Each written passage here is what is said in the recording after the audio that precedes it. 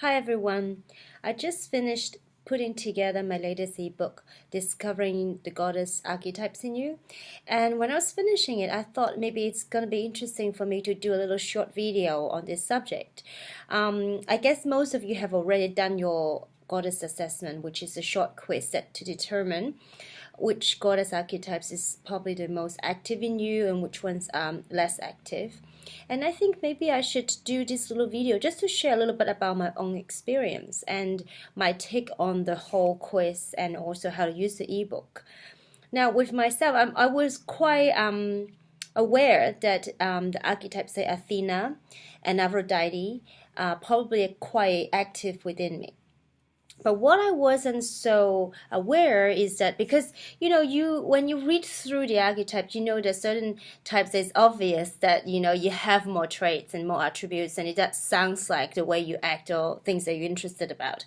And there's some that's less so. So you have an idea while you're going through the quiz. And for me, I can see some of the hair attributes in me and also some Artemis as well. But I know that some of them will be stronger and some of them less significant. And I was slightly surprised by how even my score were among the six.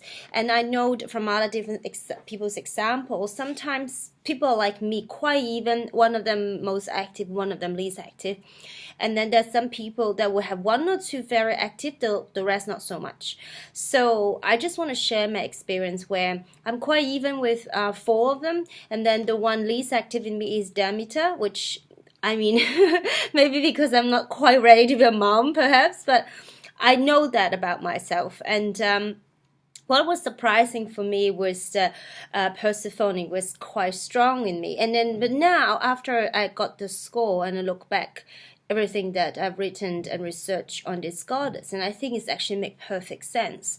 The fact that for me, she's a clear archetype of a mystic, which often have a life experience and things that transform her from someone quite innocent to someone that it's no longer innocent, someone who's mature but able to differentiate between your mind, that you can go between the ego-based mind reality and also something more spiritually minded, also be able to navigate in the subconscious mind, and often someone quite intuitive.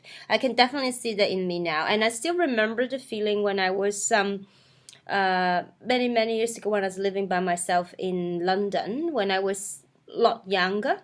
And I really can sense that innocence in me in terms of decisions I made for my career or my study or my relationships. I can really see how I have transformed from that point in time, the way I was, to now. And what has matured, not just about the way I deal with my life or relationships, but I think more to do with listening to your inner voice, the fact that I become more and more intuitive, the way that much more honor what I didn't know about myself, my unconscious mind, and wanting to embrace it, wanting to discover it. And then once I know more about myself, it's really about learning how to accept myself. I think that has come through very strongly lately, the last few years. So then, in a nutshell, I shouldn't be surprised by my score. But I know that maybe for some people, you think you'll be very much high on Artemis or Athena, but then it turns out that there are other archetypes quite active in you as well. Then really go back and think a little bit deeper that that what attributes about those goddesses actually, really similar to yourself, and that you can recognize those traits as your own. And I think it's very interesting to know that, to be surprised and to enjoy learning something new about yourself. And by understanding all that, it will really definitely help you to navigate what can really help you, what strength you may need to borrow or call upon, or to look into for you going forward in your life. And I think this is not just some sort of spiritual which you will kind of talk. In fact, there are a lot of times that in psychology, and drama and acting, actually sometimes when we project certain archetypes, so let's say you call upon a certain goddess, or you in your mind you decided to play a certain role, and then you try to act as if, just to have a role play and exercise, And often you will actually carry on with that attribute as well. And then you can, when you do like a game, like a role play about how would I be if I now determined to be a more nurturing mother figure, then you would say, well, I think in this scenario I will act this way, or I would say things like that, I would do this for certain individuals. Obviously it's a game, but somehow it does change our mind, change our psyche, that how will we act in different circumstances. We want to adopt the attributes of other goddesses that we think it's going to be beneficial for us.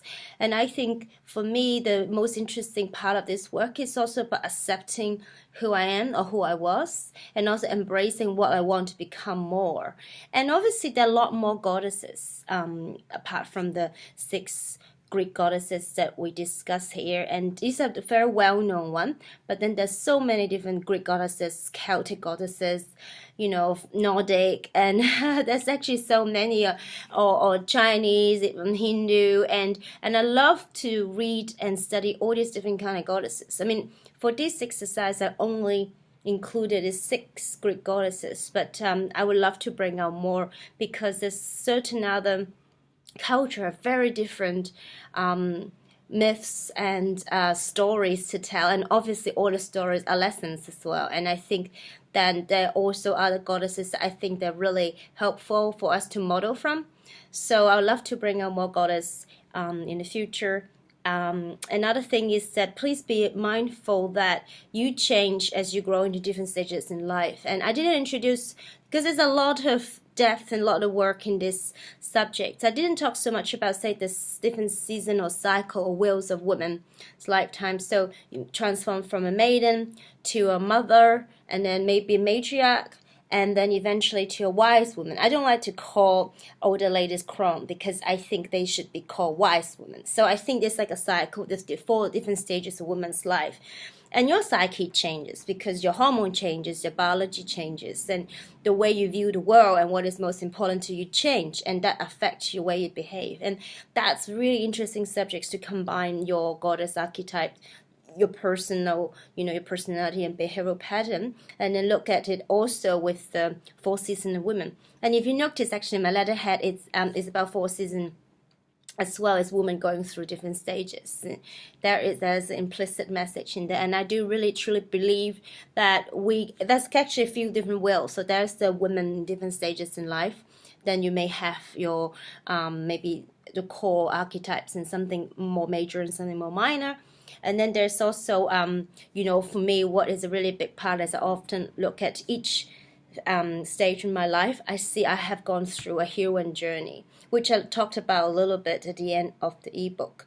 That when I was a maid and when I was a young girl heading out, graduate from university and getting my first career and all that, and then first relationships, I found that I was very much in the cycle of a maiden.